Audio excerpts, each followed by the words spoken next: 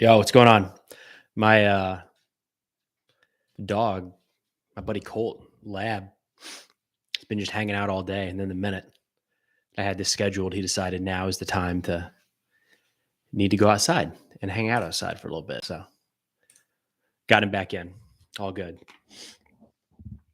Thought it'd be fun to hop back on. Trying to do this more frequently, like every more of a schedule each Thursday. It's been a lot of fun. UA Shiva. Appreciate that, man. San Antonio, Wyatt. Yo, so I got a lot of family in Austin, and we lived down there in Pflugerville on the north side and then in Spicewood on the south side for a couple of years. And we only made it down to the Alamo once. I thought that was so cool. Like I grew up a big Davy Crockett fan, had the hat and everything. So always knew about the Alamo and all that stuff, but that was so much fun to actually get down there and see it. Such like a crazy story. And that's one of those places that I feel like you got to be on the ground and actually walk through to appreciate it. I wish you didn't, I wish this is unrealistic. I wish the city wasn't there so you could actually see what the defenders looked out at, right? When they were sitting there looking out, what it would have been like for those guys. But yeah, Alamo's crazy, man. What a cool part of the city. Hubert, I appreciate the support, man. I don't know what that means. I don't know what Hubert means, but appreciate the support. Charlotte, North Carolina. Man, I haven't been to Carolina in a long time. Albuquerque. Evans, what's up, man? My brother's been doing a lot of hunting in New Mexico recently. He goes out there with some friends to go, I think elk hunting.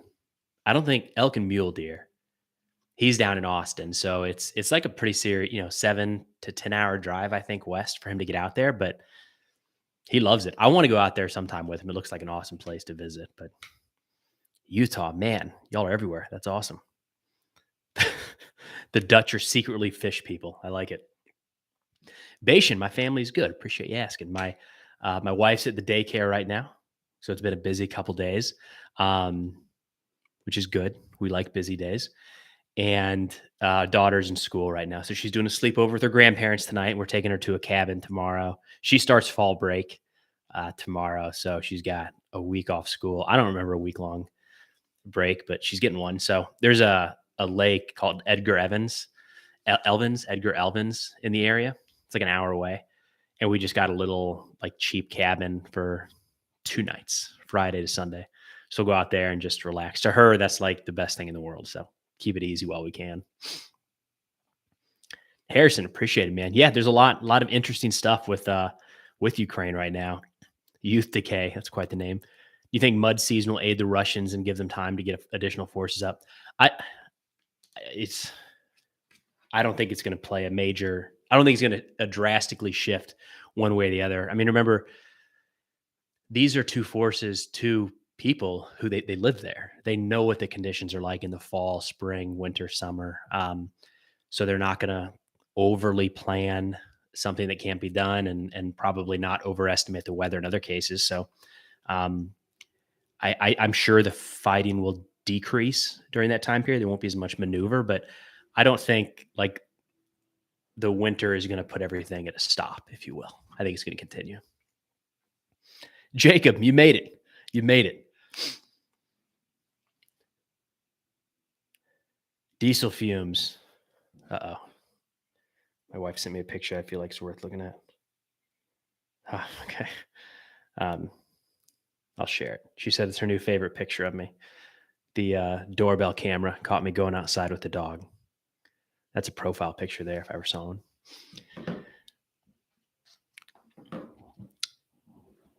Let's see. HIMARS sales. John, yeah, man, I saw 18 more coming up. I got a really cool picture I'm going to put out from an account on Twitter. I can't remember the name of it, but I'll cite them.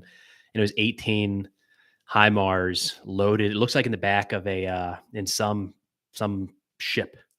I don't know. I guess they're already loaded up, ready to go. 18's a lot. What's the main difference between relative success of Ukraine army against much more potent opponent and absolute disaster with Afghan army against Taliban? That's a really good question. I think they're very different fights. The Taliban were not fighting an external the Afghan army was not fighting an external force. Much of the Taliban was relatively local. There were definitely elements coming from Pakistan. There's definitely an element of the Pakistani ISI. So I don't want to discount that, but we need to think of the Taliban more like a political organization where there might be people up and down your street that have different political views than you. They just don't come out day in and day out. That's much of what you'd run into in Afghanistan. There were a lot of people that were not, there's a whole range. You have people that are very anti-Taliban. You have people that are very pro-Taliban, and there's a ton in the middle. And some of them, it's their cousin happens to be a member of the Taliban. So maybe they're 51-49 kind of thing. It was a very different dynamic than a foreign country coming in. In fact, I think what we might have seen was more people lining up behind the idea of getting rid of a foreign nation, foreign grouping like Nato, like ISAF, like the United States, than getting rid of kind of a homegrown force. So I think it's different in a lot of ways. But yeah, in terms of, different in a lot of ways. Certainly some similarities you can pull, but internal versus external forces, I think I'd say. Biden sanctions over Syria. I don't know a lot about the sanctions. They're so hard to keep up with, man.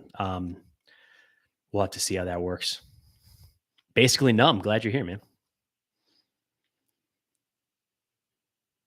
Don't call me sir, call me survivor. What got you into doing this?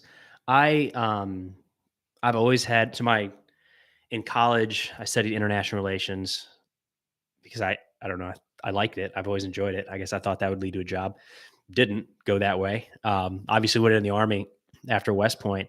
So I like the military, like military history, like international relations. It's always been something that I've tried to keep up with relatively. And when the lockdowns kind of happened and COVID kicked off, I wanted to engage with people on these subjects more than just reading newspapers and watching the news, stuff like that.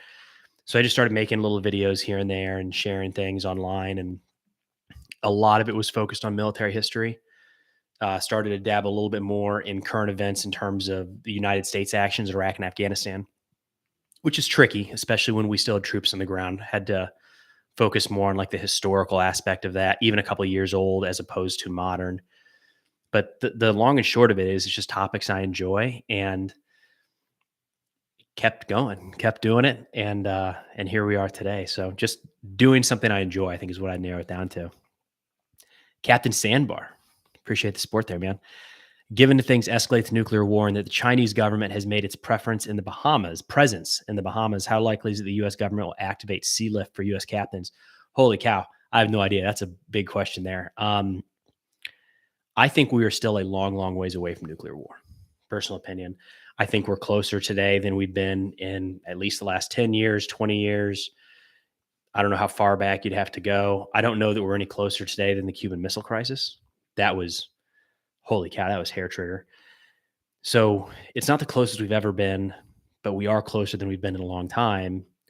But I still think there's a long ways to go before that happens. I mean, I think honestly, you would see nuclear tests. I think that would still be the first step, a nuclear test, and then things might calm down or potentially ramp up. But I don't think we're in a scenario right now where you could blink and there'd be a nuclear exchange in the next couple of weeks. I think that's pretty far off. Chain Wax 2. Discovered you from your shorts. Really enjoy the content. It's really nice of you to say, man. Really appreciate it. Arminus, never heard of this channel, and I got a notification about your stream. I don't know, man. YouTube does some weird things. It's interesting watching what they promote in terms of features, not so much in terms of content, but I think YouTube is really trying to push live right now. One man's opinion, but it does seem like they're promoting that in ways they haven't really done in the past. 501 Cole, chances, appreciate the support, man. Chances the U.S. invading Iran to distract Russia and isolate Russia from any allies and suppliers, just hypothetical. Yeah, I think there's a lot of things the U.S. could do to further distract Russia without having to put troops on the ground. A fight with Iran would be pretty substantial in a lot of ways. And I think Russia's pretty occupied right now. I mean, regardless of how you feel things are playing out on the ground, just with Putin enacting some level of mobilization, right? There's arguments between how many and how extensive it's going to be, but even taking that step at baseline is showing the impact that this conflict is having inside of Russia. I don't think it takes much to continue to tie them up and distract them in other ways. So I don't know that there would be much of a benefit to the United States in kicking off a war with a Russian ally per se. Big picture, I think the benefit to the United States is if Russia were to fall from kind of superpower, great power. I'm not sure exactly the term we're using now to describe kind of the international stage, but if Russia were to fall from there, you'd have places like Iran potentially looking for someone else to align with, and there's probably a good argument for that to be China before it'd be the United States. But I don't know that now would be the time for the U.S. to step into some of those areas. Might be able to just give it a little time. Static noise. Appreciate the support there, man. Greetings from Denmark. What do you think will happen if nukes are used? Will MAD be used right away? I am optimistic that I don't think. I think mutually assured destruction is 100% a thing. I don't mean to argue that. I don't know that it's automatic that a nuclear launch results in a nuclear launch. It's hard for me to imagine today.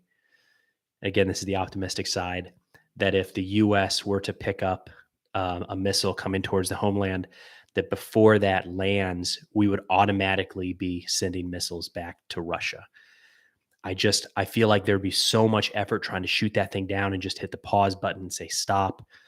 You know, if the U.S. were to, let's say that they shoot that missile down and the U.S. gets off 5 or 10 missiles to Russia, that's an awful world to live in for us, even if the missile doesn't detonate here in the United States. So it's not like you can dodge it and still make it out okay. So I'm optimistic that even if someone crosses that threshold, the rest of the world might have the patience to slow down for a second and see if there's another way around. And realistically, nuclear weapons are awful, but there's pretty substantial conventional capabilities out there. I mean, the U.S. could do some work against Russia just on the conventional front without having to go nuclear from now, whether it's intercontinental ballistic missiles that are non-nuclear and in other capacities. So optimistic there.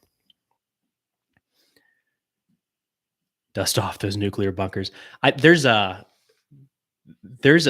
sizable force in the U.S. military whose sole job deals with those nuclear weapons. So I've never gotten to visit one of those bunkers. I don't know anybody personally that's involved in those programs, but it's their full-time job. It's not like, as far as the military goes. So I'm hopeful that those bunkers are still in good shape. Artemis coming in from Germany. I love that. Scally Scientific. Thanks a lot, man.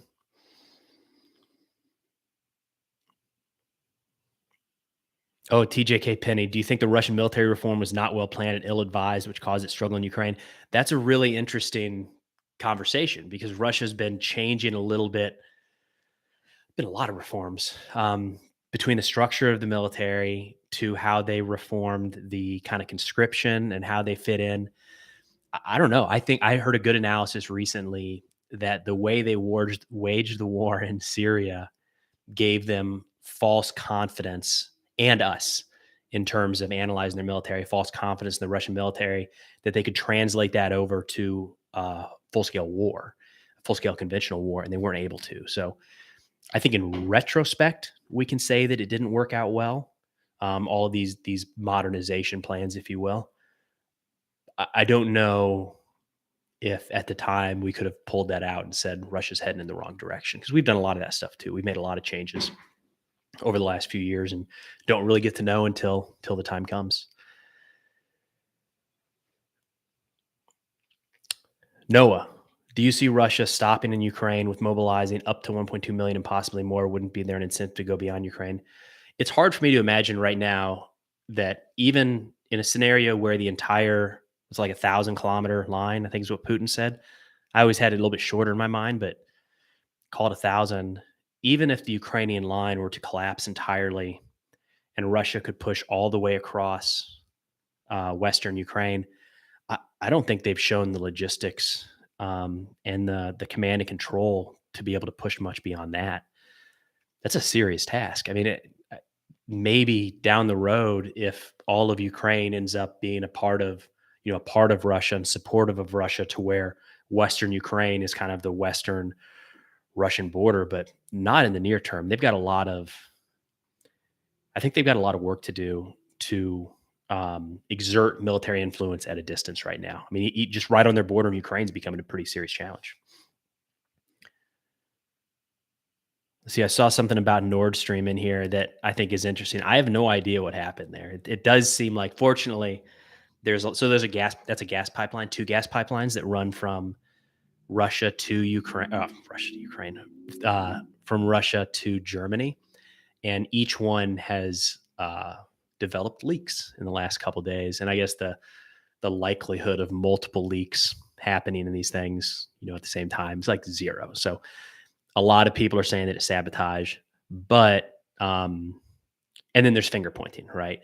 But it's a tricky one because no matter who did it, it's a pretty substantial risk. So if you were to line up, say, the United States and NATO on one side, it means they're essentially blowing a blown up developed leaks. Well, it's not. I don't think it's gone. I think the term is that it's leaking right now due to some sort of sabotage. Yeah, as in it's still there, can be repaired, that kind of stuff. But the fingers are being pointed at Russia and then at the United States and NATO, and it's if either side, there's a little bit of shooting yourself in the foot to achieve what could be achieved from doing that. So it makes it tricky to try to dial in exactly who would have done it. Yeah, see, you actually, I got you. Poland would benefit it in the West, and it's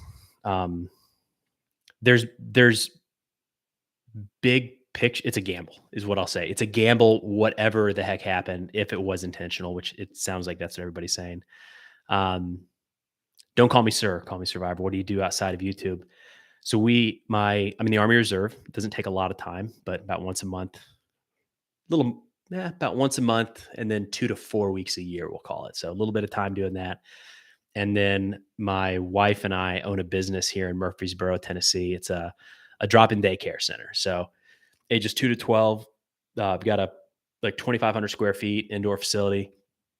And she's there now. Self-employed is what we had on our taxes last year.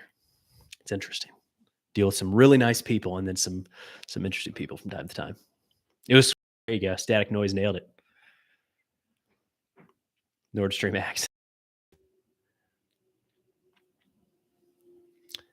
Top secure name. Should a TBM used against Ukraine? Is it reasonable for NATO to destroy a section of the Kerch Bridge? The theater ballistic missile in terms of Russia, I don't know. I have a hard time. It does seem like Russia is trying to ramp up. They're trying to escalate, it seems like. Yeah, daycare center, Richie. That's right. I don't spend a lot of time in there. The kids are great. I love my kid. Turns out I'm not suited. I'm not best for the daycare business. So I do a lot of the business side stuff. We've got some people that love being around kids and love teaching kids and teach preschool and all that stuff. Not me. So I go in as needed, do repairs, stuff like that, but they're good. Got completely sidetracked. Oh, so Russia's doing something right now between the mobilization. We're really focused on the mobilization and these referendums. I heard somebody the other day say, stop calling them referendums. I don't know what other term you'd use. Whether you agree with them or not, I feel like that's the right term to describe what they try to do. Anyways, Russia has something in mind in terms of ramping up or escalating, it seems like, but I'm not exactly sure what that would be, because just adding manpower doesn't solve a lot of problems. There's more at play. There's obviously equipment, command and control. The equipment is somewhat being matched by NATO coming from the West or any other Western country. So I'm not exactly sure what the Russian move is to escalate things, but it does seem like that's in the cards right now. Stash, of course, they'll escalate. They only have 150 to 200,000 against millions of Ukrainians supported by 20 countries. Yeah, I understood. And that is a valid point. All of Ukraine essentially is mobilized. They're still developing units, but really the whole of the country of Ukraine is mobilized, generally speaking. Russia is not. Russia has a much larger population, but it's not exactly clear what they'll do with, I saw somebody say 300,000 troops. That's what they said unofficially. Technically, those documents that came out of Russia didn't have a number on them. So it, the term partial mobilization, the 300,000 came from Russian government officials, but it wasn't like written into law. So it could end up being more. My guess is it'll be 300,000 over the period of a while, months even. But it's not purely a manpower thing that's going to change this fight. I mean, there's been very few places where simply manpower shifts the tide of, in a specific battle it might, but um, I don't know. I don't know what else. Russia does have a lot of equipment. Here we go. Jerry, British intelligence say the Russians sent frogmen down. I did see that, this is one of those things you got to be careful with when you're reading the news. They said Russian, and it was a good thread on Twitter. Somebody said Russian subs were spotted near the Nordstream pipeline within the last 2 weeks or something. And then someone immediately followed back up and said, hey, they have been spotted near the Nord Stream pipeline weekly for years now. So that doesn't mean it wasn't a part of the attack, but it, kind of pull that one piece out and gotta add a little context. Brian, I'd love to do an interview with a Russian POW. I don't know. I mean, either side. I don't know if you mean a Russian soldier being held by Ukraine or a Ukrainian soldier being held by Russia, but either way, it's a tricky one. I'll say that. You got to be very, very careful about how that's presented, no matter who's doing it, right? You don't want to publicize POWs. It's not the goal. Embarrass POWs. You have to be very, very careful. And I'm, for myself, if I were to have that conversation, it's very tricky, but would be interesting. Do you think Russia's up to something major? What if everything right now is a distraction? So I think early in the war, there was an argument for that in my opinion, has played out to not be the case. But early in the war, the expectations from a lot of people, like major analysts and the U.S. government even, was that Russia would roll over Ukraine so quickly that this war would be over in, I know I've seen 3 days, couple weeks, all those numbers thrown out.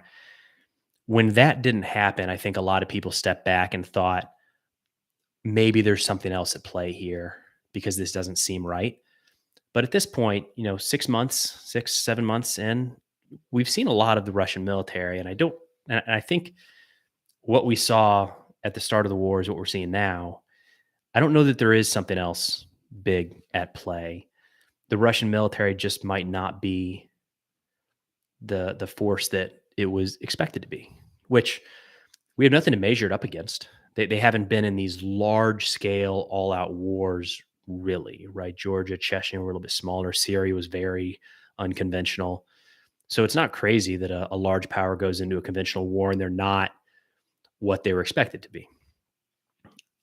I'm losing. So at the beginning of the conflict, I was definitely in the camp of something's not right here. What's going on? Maybe Russia hasn't gone all in. I have a hard time believing that now, especially with Putin. Putin doesn't like unrest in Russia, and he had to take steps to mobilize people and publicly say, we've got to focus here. I don't think there's something else in the cards, I guess is what I'll say. Start of the war was Stewart. I like that name. DPR militia, DPR conscripts, Wagner, and some SF.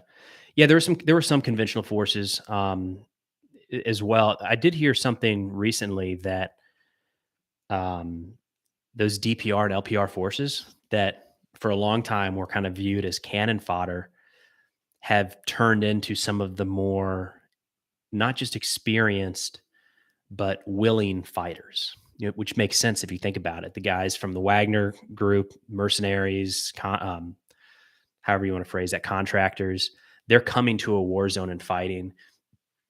Technically, same with the Russian soldiers. But those LPR, Luhansk People's Republic, and Donetsk People's Republic fighters are fighting in an area that they have claimed, intend on claiming. That's their home. They're not going to fight this war and then go back to Russia. In fact, I think some of them have been stopped from going back to Russia. So they're turning out to be, it looks like, some of the more hardcore fighters, gives it a very negative connotation. More motivated is maybe the right term. LPR and DPR turning out to be a little more motivated than I think people thought, which doesn't translate directly to more effective, by the way. It doesn't mean that they've turned into some sort of special operations force, just maybe more willing to hold the line than some of the Russian soldiers. Furious Racers.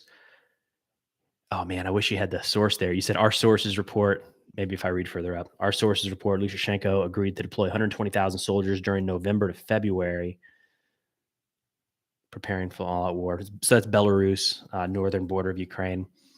I'm a little skeptical with that. I feel like there's been a lot of talk about what Belarus is going to do and what they're not going to do for a while now. I mean, if you remember at the beginning of the conflict, it was just right on the edge, waiting for Belarus to do something, and they didn't.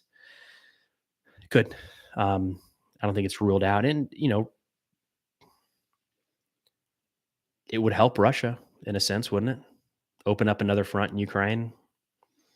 I don't know if I'm Belarus looking at what's happening there, I'm not super confident that Belarus has the manpower, technology, and capabilities to take on. Yeah, there you go. I don't know that they have they're looking at what's going on there and saying, let's give that a shot. They're probably not quite up to snuff with what the Russian military was, right? Jaron, off topic, getting ready to join the Army National Guard, interest for basic training. That's awesome, man. Congrats on starting a new career there. I think I'm going to go down a different rant there in a second. I think the National Guard and Reserve are really, really good options. But when it comes to basic training, just keep your head down. Everybody's been through that. There's a lot of stupid stuff that you're going to laugh about later. It sounds really stupid at the time. But everybody in your unit, everybody who's ever worn the uniform has gone through something like that, and it's over soon. And before you know it, it ends up making up just this tiny little fraction of your overall time in service. So stuff's going to be stupid. Deal with it. If you've got time, focus on physical fitness because it makes everything easier. But really, it's just a put your head down and deal with it kind of situation. You'll learn about your job when you get to the unit. You'll learn about the Army when you get to your unit. All of that stuff it'll come, and it'll come in a less silly manner. Basic is just a test of endurance, kind of, if you will. But that's awesome, man. Congrats. LPR and DPR have already depleted their human resources. Yeah, that's a fair point. They were, from my understanding, a lot of the offensives in the East were, they were pretty heavily involved in that, even when Russian troops weren't. So there's probably not a lot left. And that's an interesting conversation across the board, whether it's LPR, DPR, Ukrainian forces in some sense. I mean, the casualty figures coming out of Ukraine still are pretty vague, right? We don't really know what that is. Even if you look at Russia's numbers, it's hard to pin down. Casualty figures in this war, something's been very hard to pin down. I'll say it that. Yeah, Jaron, you're good, man. You got this. Jaron, what state are you joining the National Guard in? It's not, especially basics can end up being pretty similar, but a lot of differences state to state when you actually get out to your unit. Valerie, what's going on? Do you think the winter could give Russia a strategic advantage because they're used to training in the cold? I think that both sides are going to be equally prepared for the cold in terms of they've grown up in that weather, right? So it's not like, in World War II, when the U.S. went off and fought in the Pacific, most Americans were not used to a 90-degree, 100-degree or more jungle temperatures like some of the Japanese were. So that was a major difference. But you're talking about two neighbors that are right next to each other, experienced much the same weather throughout their career, throughout their lives. So I don't think it'll be a drastic advantage for one side or the other. I think they both kind of know what's coming. Arizona National Guard. That's awesome. I like it. KC, appreciate you stopping in. Oh, man. KC, if I missed your question, I'm sorry. I'm trying to get to them all. Not all there. James, what's going on, man? Yeah, Florida has been rough. Hope you guys are doing all right. We're in Tennessee, so we'll get tornadoes every so often, but it's awful down there. FD God, I would think looking at Russian army equipment, it's hard winter.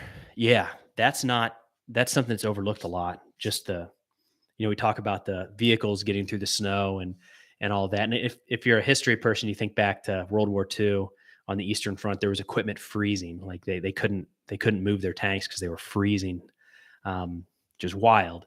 But that might not be as much of an issue, even if it's just a moderate winter. But being outside, Jesus, that's awful. It'd be so hard to do anything. Just the simplest of tasks take so much longer. People die that are wounded.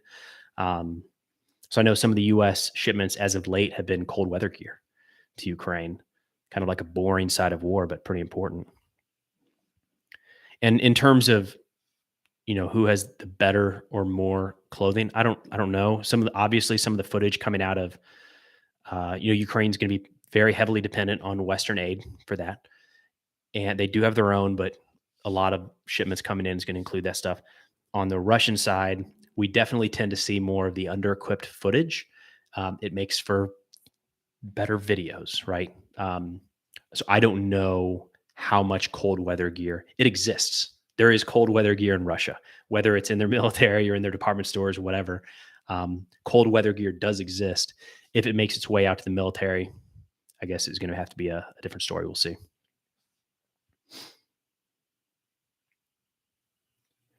Clouds, gas lines being sabotaged. Yeah, we talked about it a little bit earlier. Um, it's kind of nice right now that there's really no answers. Everybody's saying it's under investigation. I think most the agreement is sabotage. I think at least people are agreeing on that. It's a tricky one because you can first off, you have to make jumps of assumptions for why anybody would do it. And one of those assumptions is that the impact to the enemy is worse than the impact to me because every party's impacted by those gas lines going down. Now, they weren't in use today, but it shuts off the possibility, at least in the near term, that gas would flow into Germany this winter. Um, so for Russia, that sucks because they spent a lot of money to try to get these pipelines built. They would like, I'm sure, at some point to continue selling gas to Germany. So from the Russian side, that is the downside. On the German side, obviously, they're less likely to get gas if something were to change in the next few months and they need that gas in the dead of winter. And if it's the United States, it looks really, really bad if the US did something to harm an ally to make an enemy look good. Right. So whoever we find out was behind it took a pretty big gamble. Charles, appreciate that, man. Really nice.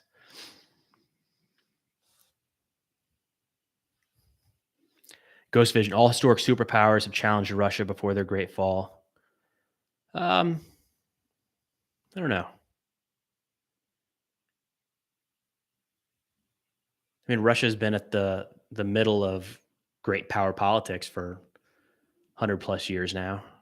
But I don't know that I would say it's always the adversary that falls. Russia's certainly been through some turmoil. Couple tornadoes in the area, James. Oof. Yeah. No thanks. Oh, that's a good question. Do you think Russia would have invaded if NATO would have vowed to protect Ukraine in the case of aggression and boosting the ground equipment? So essentially, if the U.S. extended Article 5, I was looking at a different charter recently, Article 5 support to Ukraine and said, we will attack if they're attacked, I think that probably would have taken Ukraine off the table in terms of Russian aggression.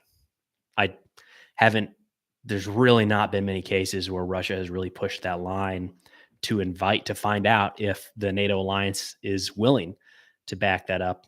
So that's a big hypothetical. There's a lot of reasons that Ukraine wasn't and is not a part of NATO. So it's removing all of those things. But in the hypothetical world that they were extended those benefits of the treaty organization, I don't think Russia would have poked that.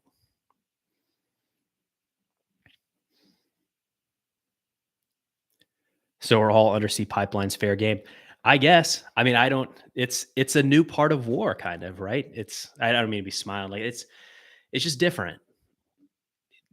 Same with an electrical grid, with the internet. Like it's kind of a new era of war. I guess it is. I mean, in World War, what was it? World War One, we had the transatlantic cable, and one of the reasons that there's the whole deal with Germany asking Mexico to attack the United States, and then the U.S. finding out about it because the British had that wiretapped. But um, this transatlantic cable, and the U.S. shut off Germany, I think it was. Anyways, there's this whole mess where like these things that are international norms kind of get changed up in a time of war. So it's not crazy that you're going to see the same thing with gas lines.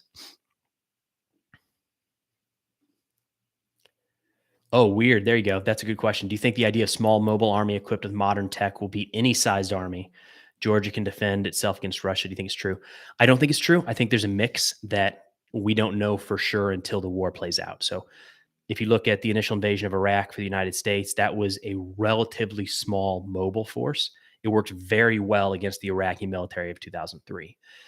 Uh, Russia tried something very similar, in my opinion, at the start of this war, a relatively small mobile force. It didn't work against more fixed fortifications, people willing to stand and fight and wanting to defend their homelands. That wasn't necessary. There were a lot of people surrendering the initial invasion of Iraq. It was heavily skewed, total control of the skies. So I don't think that's something that we can sit back on and say that the way forward is small mobile militaries. I think against the right adversary, potentially.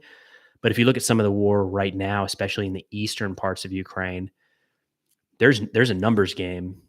Um, when it comes to the artillery, when it comes to some of these advances, but there's just the side with more artillery is gonna make more progress, gonna hold up the enemy longer. I don't think that is completely gone quite yet.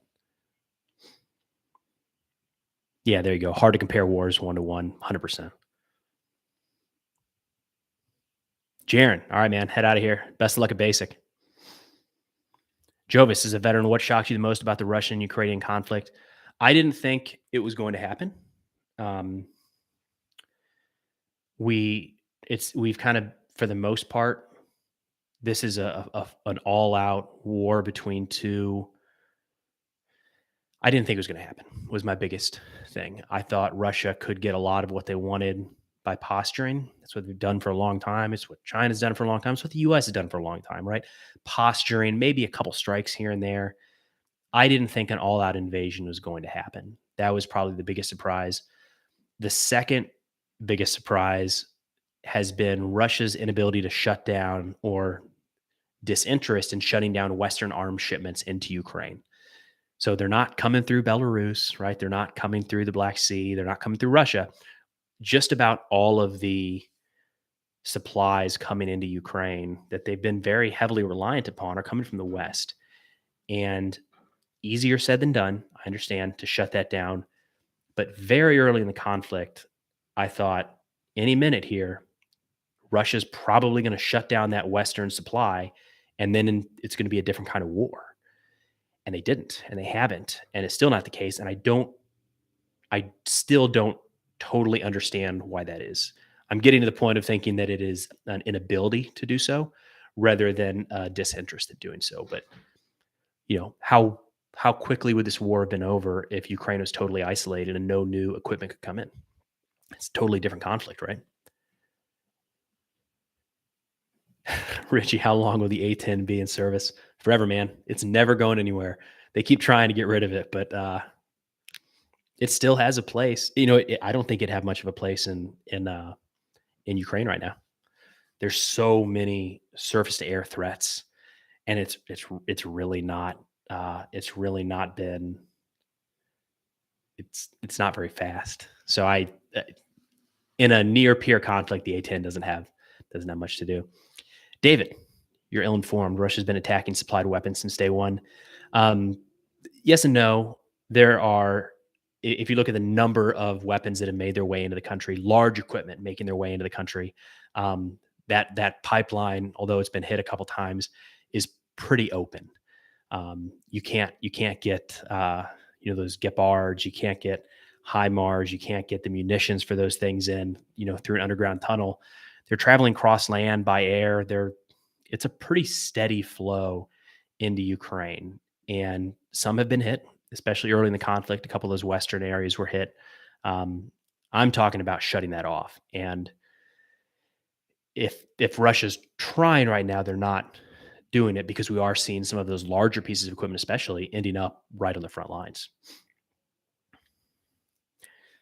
What do Americans think about Lend-Lease, and will it be provided to Ukraine? Um, the war is not front and center for most Americans, I would say.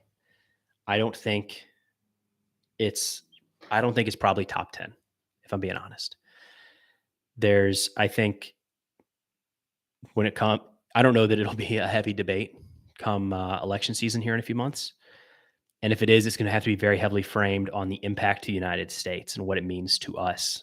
I just think, look, I'm going to go pick up my daughter later, and I'm going to drive by 3 homeless people in our town. And it is hard to square that we should be sending money or doing anything for people overseas that we don't know when there's very obviously problems in our hometown. It gets really complicated with that. But I would say overwhelmingly, the war in Ukraine is definitely not a top priority, maybe not even a top 10 priority for the majority of Americans. I just think there's other things they're worried about, honestly. They're closer to home. I don't know how that plays out long term, because people didn't care at all about Afghanistan. We still had troops there, and we kept that going for 20 years, right? So it doesn't mean that stuff's going to stop. I just don't think the American public is all that interested.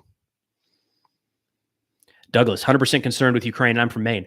I got you, man. And there are absolutely people I'm spending a lot of my time every day focused on this. And I do think it has a very big impact on us here in the United States going forward.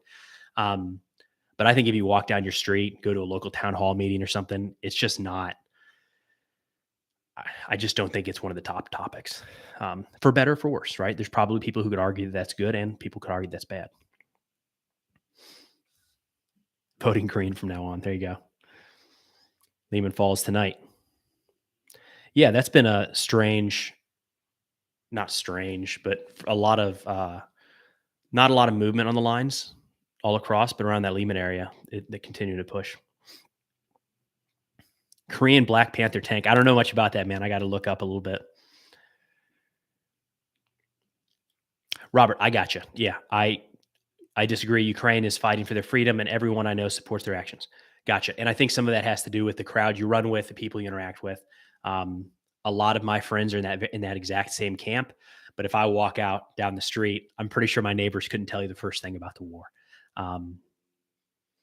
So we'll see. There you go. I agree. It's a background thing for most Americans, just another part of life. Yeah.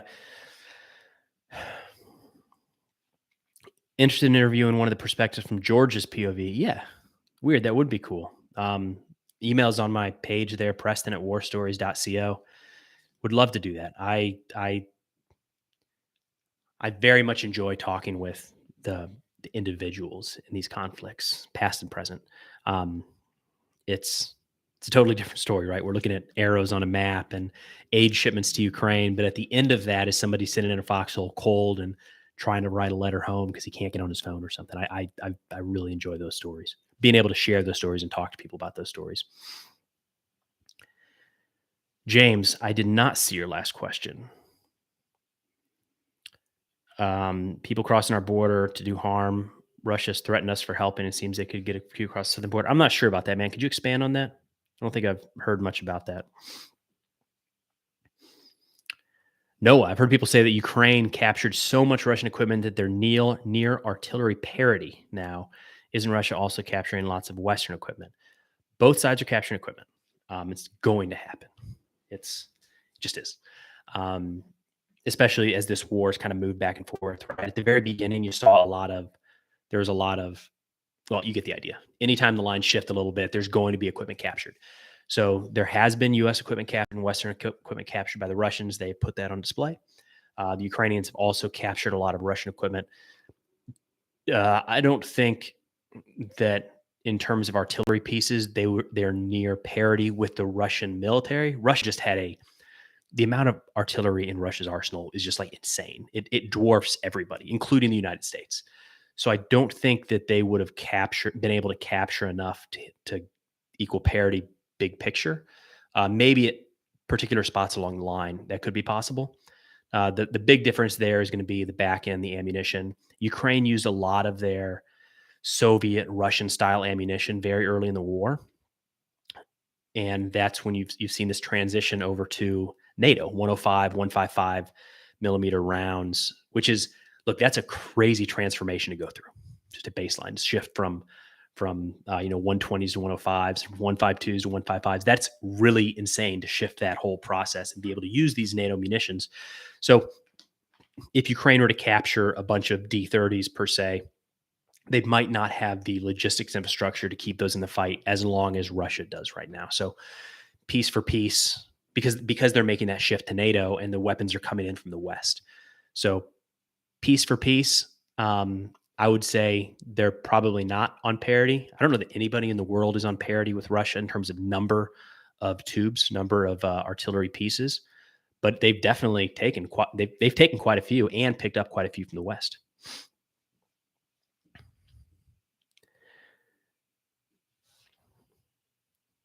Oh man, love the comments and questions here. I'm trying to get to all of them. There's no way I'm going to, so it's all good. I shouldn't say that. I like that they're there. It's not all good that I can't get to all of them.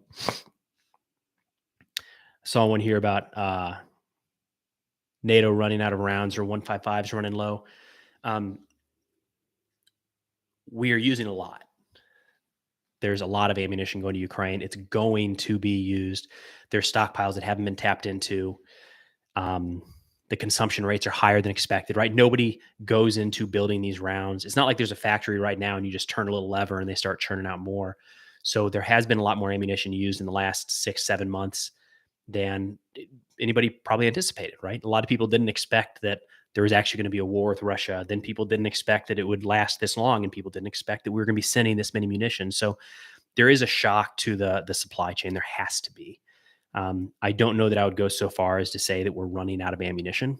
I think there's a lot of places to pull from. There's a lot of places to pull from, and that doesn't include the ability to ramp up production over time. So I haven't seen anything publicly that speaks to that in terms of actually running low. I've seen some articles about how, and I think it's a valid point. If Russia continues this consumption of artillery, it's something we have to think about going forward because they're firing a lot more than we thought, and that they're firing a lot more than we're producing. So it's something to think about. But as of today, I don't think there's any shortage in terms of 155s. I think the area, there's a couple things. Was the Stinger was running low? We have a lot of systems other than the Stinger, so it's not an end all be all. And that has to do with like a specific piece of it that hasn't been manufactured in a long time. So 501 Cole, appreciate the support, man. Does Ukraine have defense production capabilities? They do. I don't know what percentage they're operating at today, though. But they have those. They have an anti-drone gun that was developed and manufactured in Ukraine. I don't know what support they had from the outside, but yeah, they've got a manufacturing base. They, if I'm not mistaken, during the Cold War, were heavily used to repair a lot of Russian equipment, Soviet equipment. So that infrastructure is there. Yeah, it's there. I don't think it's not a behemoth in terms of defense production, but it exists.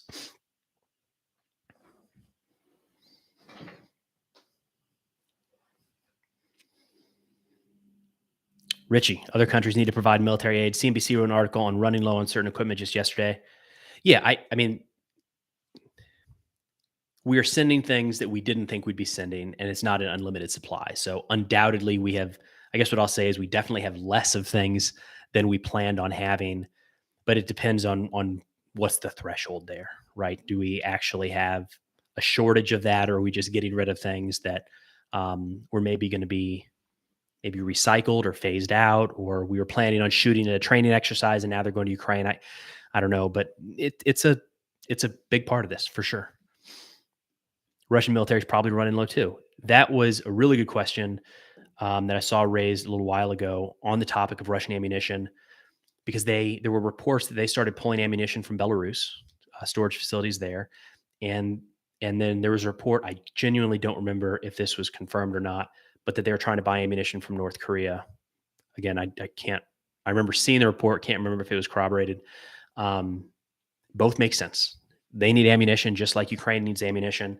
I don't think Russia expected to be expending this volume of rounds. So look to who has them and go there.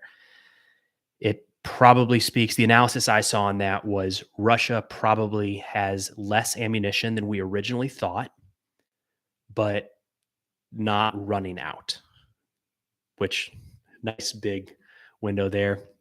David, Russia's already ramped up production. I've heard of some of that with some of these recent decrees. Haven't seen what that actually means on the ground.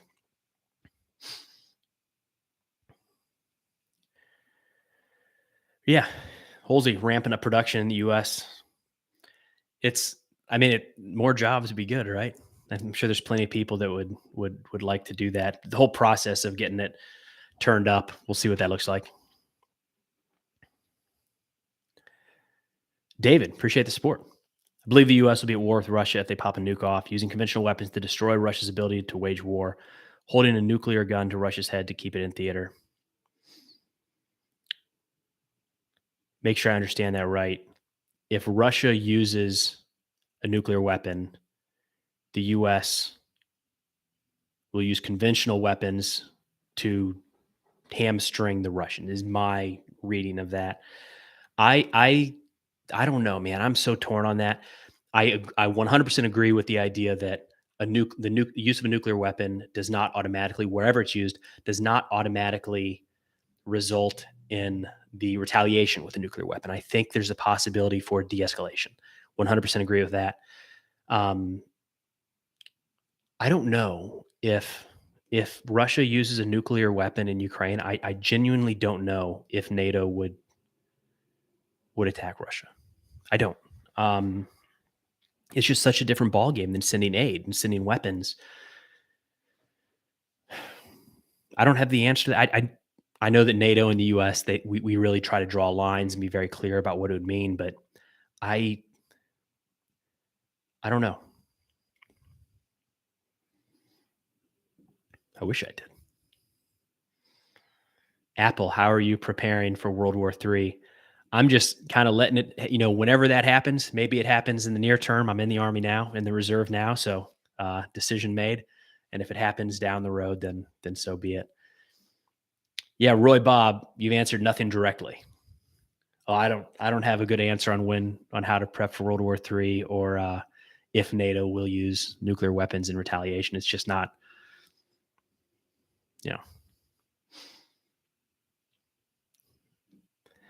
I'm not a Titans fan. We live in Tennessee. I grew up in Chicago or in Chicago. Grew up in Illinois, so I don't watch a lot of pro football right now. I do from time to time, but more college football, Army, and then just I don't know. I like Saturdays are so much fun to watch college football.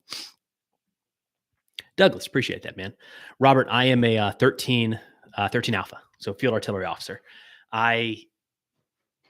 When I first entered, I wanted to go light, so I chose 101st Airborne Division because I thought that was like the coolest part of field artillery was being fire support officer out there with the light guys calling in strikes, and I got to do that. That was probably my favorite job in the Army. I stayed away from HIMARS and rockets and MLRS because I thought, what are these going to be doing in Iraq and Afghanistan? Nothing. So I don't want to be a part of these great big rocket launchers. And then when I moved down to Texas, I ended up in commanding a HIMARS battery. And what do you know? Now HIMARS is the talk of the town. It's the popular one. But yeah, field artillery, 13 Alpha. Noah, what's going on, man? Been following you on TikTok since 2019. Appreciate the support, dude. That's awesome. Yeah, it's all been a lot of fun.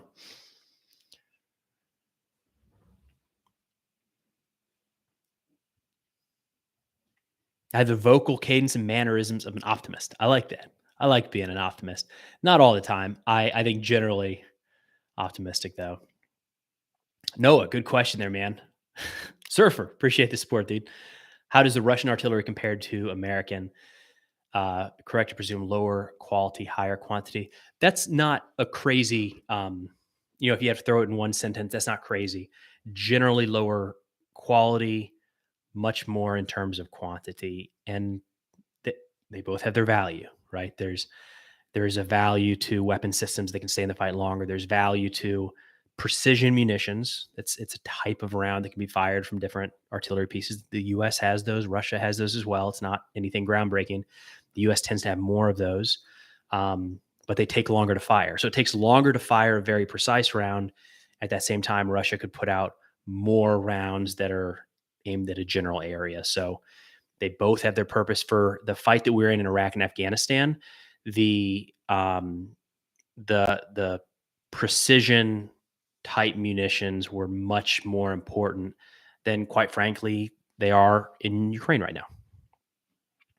So each have their own benefit, but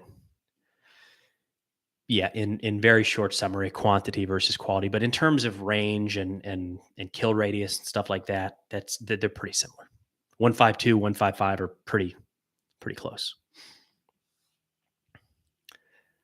Big brain, bro. Appreciate the support, man. 68 whiskey. That's awesome, dude. Love the medics. TOS1 is pretty scary. Yeah. There's a flamethrower. It's called a flamethrower, but it's a rocket launcher, kind of a short range rocket launcher that Russia has. Other countries have it as well, but the TOS1 is a Russian model, and it's designed really to take out like fixed fortifications at relatively short distance. So this isn't something firing over the horizon necessarily. It could. These are more. There's a bunker on that hill. Got to take it out. Thermobaric rockets coming from this TOS1. It's called a flamethrower in short. Pretty crazy. Surfer, appreciate the support. What do you think of the Nordstream pipeline? We'll see, man. We hit on this a little bit already, but it's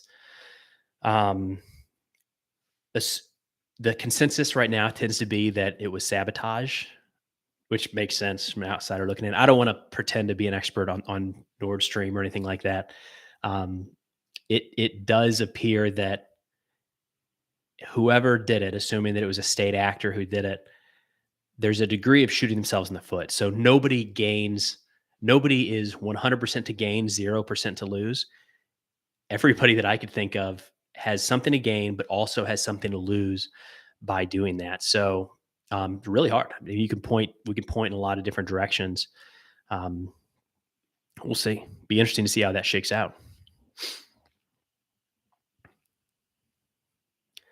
Richie, when you apply to West Point, who is the political rep that nominated you? Tim Johnson. He was our local representative for, I think it was the 15th congressional district in Illinois. So there were, I don't know how many people applied at the time, but Tim Johnson, I think that was his name. He's not there anymore. Kevin, if you could visit any historical battlefield, which one would you visit? I got to go Pacific, man. I have been very lucky to make it over to Europe a couple times, never for as long as I want. But got to check out Verdun, which just sounds like a mean battlefield. Normandy a couple times, but oh gosh, I would probably say in the Pacific, maybe Peleliu. Peleliu, just because it's small enough, you could probably walk that whole island and check out all the battlefields, and it's really hard to get to. James, do you think we should continue sending Ukraine money when a big U.S. presence could change everything and cost less? I know many guys over there already. Their knowledge is helping less. Yes, I think there's a line to be crossed when U.S. government officials are on the ground making decisions, even if they're 50 miles behind the border, talking over the radio, viewing live streams. That is a very different situation. In these made up rules of proxy warfare, some things are allowed and some things are a step over the line. And I think putting troops on the ground is a step over that line. It was a tricky part of the Vietnam War. There were Soviet and Chinese folks, soldiers, advisors in North Vietnam, and other capacities as well. I know there's a lot of debate about when, where, and how they actually surfaced, but that was always a concern in Vietnam, was if the U.S. struck certain anti-aircraft sites, if they were to kill a Russian advisor. Chinese had more workers than I'd say, whereas the military, the Soviets, it was more military advisors. But the concern is what happens if you kill them? Does it escalate the war? So I think it's a line too far. Leo, sorry if you answer this, but what do you make of Russia annexing Ukrainian territory? I think it's been in the cards for a while now, right? Like I don't think anybody was surprised by that um, from the get go. I mean, from the day they kicked this thing off, Putin was talking about the Donbass and protecting their people there, right? And um, I it's been expected for a long time. These referendum results are always I never understand this. Like, okay, there are people in Eastern Russia, in Eastern Ukraine, that would prefer to be a part of Russia. There is a population of that exists. Um, and as this war has carried on, a lot of the Ukrainian supporters in those areas have fled west. Makes sense. It's the middle of a conflict. But so they hold these referendums.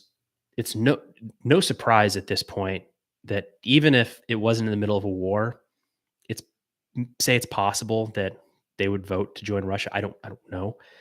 But I never understand why they listed like 97.8% in favor. Like why it's just it's a little bit unbelievable when it's 95 plus percent vote these referendums. But I don't know. Expected by a lot of people. I think the big question now is what does that mean? I think I saw today that Putin is expected to accept their joining the Russian Federation any day now. And the big question will be, what does that mean for the war? Are they going to start sending conscripts there? Are they going to draw a line and essentially say to Ukraine that attacking past this line is now attacking Russian territory? They could they could say that.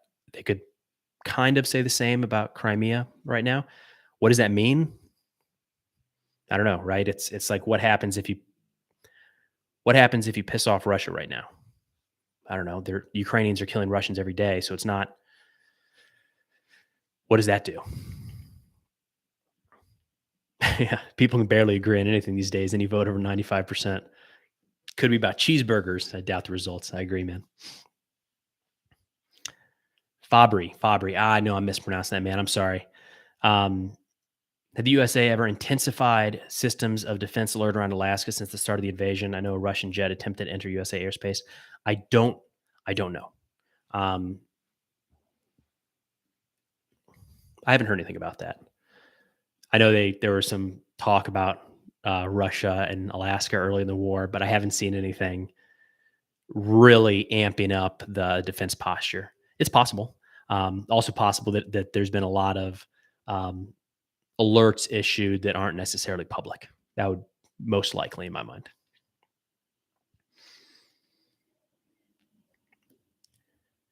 Zero, I think this idea that Putin is the madman with a red nuke button is comical and insane. Serious people make comments like that. Yeah, I don't know. I don't think you're even directing that at me, man. I think you're ask or talking to somebody else. But I don't think Putin is stupid.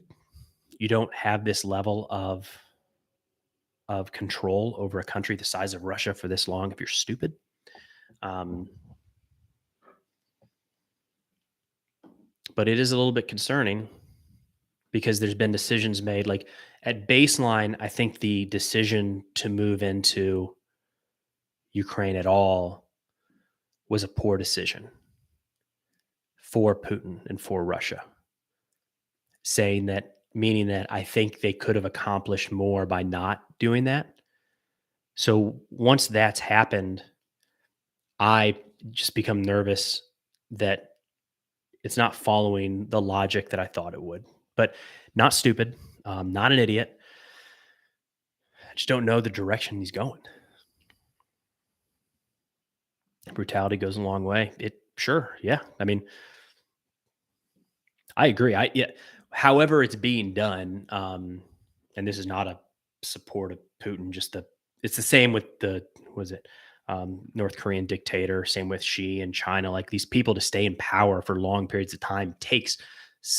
They can't be completely stupid. They figured something out to manipulate the system or to manipulate people or whatever it might be.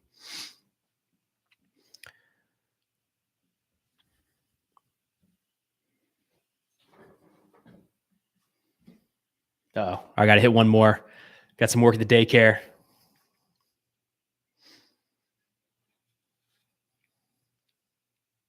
Russian jet violated South Korean airspace this week. I don't think I saw that. It's I wouldn't read too much into it though. It happens a lot. Everybody kind of tests each other's boundaries from time to time. New name. I have a question. Do you think Ukraine marches to the sea or takes these wins as they can, split the Russians or push the lines? I didn't think Ukraine had the offensive push that they did about a month ago. I thought a lot of the Ukrainian equipment was being used up, which made sense. They were losing equipment on the front. So I thought a lot of this Western equipment was going straight in to fill the gaps. And then you blink, and turns out it was being held in reserve to build these new units that, like sizable, cohesive units that could charge into the Russian lines and overtake them. So that was surprising. It's hard to imagine right now that Ukraine could continue to do that in large chunks across eastern Ukraine and down into Crimea. But we've been surprised before. I think for Ukraine to take back all of the to physically take back all of the territory prior to the February invasion, you're looking at a political change, geopolitical change in terms of Russia. I don't think there's going to be like a slowly push back to those lines and call it a day. I think it might be a collapse of the country kind of thing. That'd be a really, really big deal for Russia to lose all that territory that it annexed 8 years ago. James, I do need to give more notice. I'll put out some stuff in the community that we're doing these lives, but yeah, definitely going to start doing these more weekly. Stop in the LSA and force channel at 10 p.m. Awesome. We'll do, man. All right, guys, I got to jump for now. We'll keep these going at least once a week. I'll try to keep about the same time. And to everybody's point, I heard you. We'll start putting out more notice of when they're coming. But thanks for stopping by and all the support. We'll talk soon. Take care, everyone.